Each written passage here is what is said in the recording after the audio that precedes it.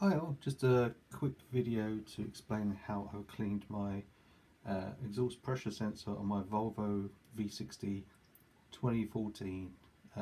It's late 2014, so it's slightly different shape. So I was getting this exhaust pressure sensor range performance and took it to main dealer.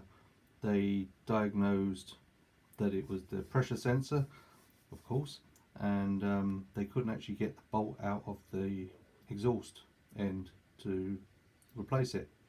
So they tried to clean it, and I basically got this fault came back again when I got the car back.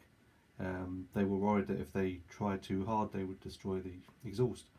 So anyway, lots of PB blaster and kind of working the bolt loose.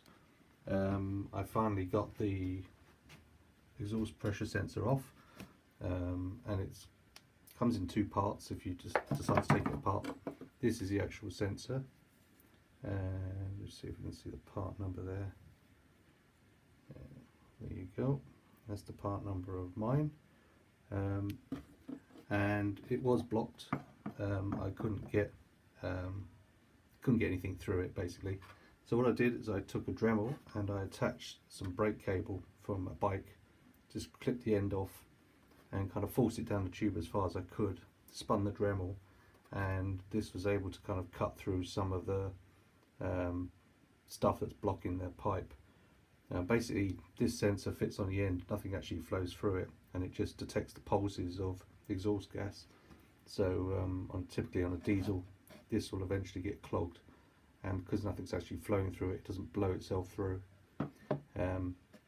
So yeah, I did that, and I also used some Wonder Wheels.